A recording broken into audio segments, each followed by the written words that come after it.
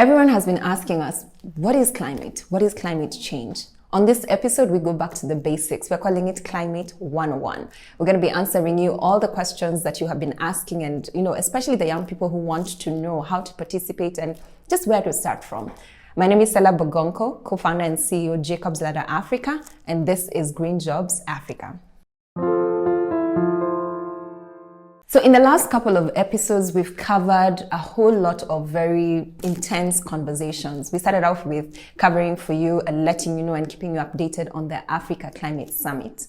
And then we covered and reviewed the Africa Youth Climate Assembly. We discussed the whole conversation around the declarations and the conversations that came out of those two summits, and sort of like did a review for you on some of the things that are happening on the global stage. And so based on the feedback we've been getting, a lot of young people want to know, what is climate? What is climate change? What is global warming? What's the difference? And so in this episode, I just thought, let's bring it down a little bit and just begin from the basics. And so for those of us who are interested in climate change, but they are not aware of how to participate, this is where you start. We'll start off with the meaning of weather because it's a build-up. So the weather is basically like today, you're told it's 28 degrees centigrade. That's how hot it is. There's a likelihood of rain, etc. And so those are the weather patterns on a particular day. But then when you move to the climate, it's usually over the weather patterns that are covered over a period of like 30 to 35 years. And then you go to climate change.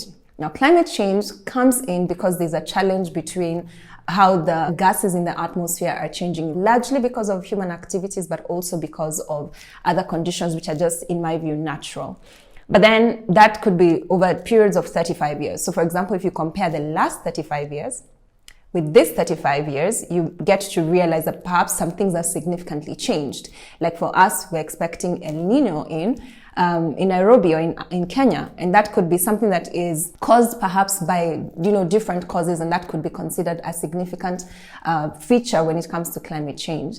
And then many people have been asking us, so what's the difference between global warming and climate change? So for the most part, climate change and global warming can sometimes be used interchangeably, but the global warming part is usually used to explain the impact of the heat waves, especially that come from the sun and that are trapped in the atmosphere. Then climate change, you can see it in terms of the wider impact that it has on the various aspects of life, and we'll get to that shortly. Moving on from the basics, I do need to take us through the different, not just terminologies, but the reason why climate action is a big deal. Now, climate action is the different activities that, we take to be able to address or either create awareness or actually address by investing, whether it's in the agricultural space or the fossil fuel space, and we'll get to that shortly. And so when the action that is taken to be able to contribute towards the reduction of carbon emissions, that's called climate action. And it could vary. And we'll get to that. Like I said, we'll break it down a bit more. Climate action, the reason why the climate change happens is largely because from the 1800s, there was a lot of human activities that began to tend towards the extraction of fossil fuels. And over time, as that increased, especially because it was going in tandem with industrialization, it resulted to a scenario where as the more we industrialize, the more fossil fuels we are consuming. And fossil fuels, just to clarify, is coal, gas, and oil. So the more we were extracting these energy sources that are depletable, the more we were, affecting the ground, because most of it has to do with a lot of drilling. And sometimes the places that are drilled end up having environmental impacts because it changes or destabilizes the biodiversity or just the environment within that area. And it also translates to a lot of emissions in the process of the extractions of the fossil fuels. The reason fossil fuels are a challenge is because as the gases or oil or coal is being burnt, it results to a lot of greenhouse gas emissions. And greenhouses could range from carbon dioxide to methane to ethane. But the one that is normally used to sum up all of it is usually carbon dioxide because it's the largest or one of the most significant in that category. So when we talk about carbon emissions, that's what it means. It's a greenhouse gas emission that are as a result of either burning of fossil fuels or other human activities. So climate action, we've talked about the basics, and when we've talked about climate action, now let's get into the causes of climate change. Climate change is caused by various factors, and some of them are largely due to human activities. In fact, even those that are not directly linked to human activities somehow can still be traced back to them. I'm going to highlight for you some of the 5 industries or 5 sources of carbon emissions in the world today. The first one is energy. And energy here, like we said, starts from fossil fuels. The more we extract oil, coal, and gas, the more greenhouse gases are emitted into the atmosphere. And for the most part, and this is back to climate action, the reason why there's been an uproar and there continues to be an uproar about why there's a disparity in terms of how the global south is being treated in comparison to the global north when it comes to climate action is because a lot of the industrialized countries, that is part of why they're called the global north, developed or on the backbone or the backdrop of fossil fuels.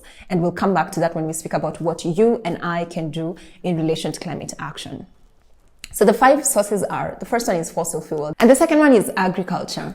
In agriculture, there's a lot of degenerative practices that have resulted to the soil, composition changing over time, whether it's through the pesticides that we use or the fertilizer, or just the kind of practices that we've done over time that have resulted to either decreased production or just poor production altogether. And then in the process of trying to improve production, we have used harmful, whether it's pesticides or fertilizers or other inputs that have resulted to harmful produce that comes out of out of our farms. And the third sector is transport. Again, transport is one of the highest contributor to greenhouse gas emissions. And the reason is because transport, for the most part, is enabled using fossil fuels. And the more fossil fuels are burned into the atmosphere, the more emissions take place in the atmosphere.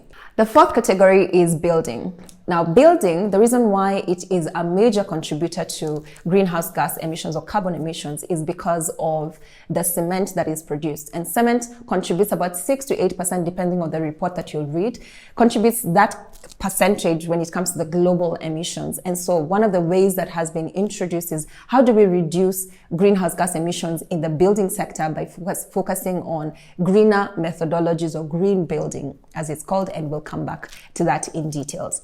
The last one, but definitely not the least, is industry. Again, the more we industrialize, the more we, come up with industries that are heavily reliant on energy, the more fossil fuels we burn. The more chemicals are released into our water or into the atmosphere that end up trapping gases into the atmosphere and then result to the carbon emissions. And so those are the top 5 sectors, and the sectors that need to be watched when it comes to the conversation around the transition into green jobs. And we as Jacob's Ladder have continued to focus on how can we get into this space to be able to help young people to position themselves in these sectors. And I will come back to that shortly. Now, you may be asking yourself, so what's the big deal about climate action? So what is this conversation about? I'll recap for those of us who have not watched one of our previous videos where we did do a journey of why climate action is important and why it continues to be a big and even bigger conversation going into the future. Anyone speaking about the future is definitely speaking about sustainability, because the more the carbon emissions continue to increase in the atmosphere, the more unsustainable the future becomes in terms of whether it's agriculture or just our practices that continue to make the planet unlivable. And that's why you probably had something like 1.5 degrees. And so I hope you've been a little bit educated or informed about climate, and now you can start from the basics and build your way up, because like I said, every single young person in Africa needs to leverage this opportunity. Whether you are already in a job or looking for a job, this could be your competitive advantage. Thank you for joining me again, and I hope to hear from you. What do you think? Do you still have questions on what climate change is? Do you still need further understanding? And for those of us who are still getting into this space, do share with us your questions and we'll be happy to answer them in subsequent episodes. My name is Sellah Bogonko, co-founder and CEO Jacob's Ladder Africa, and this is Green Jobs Africa.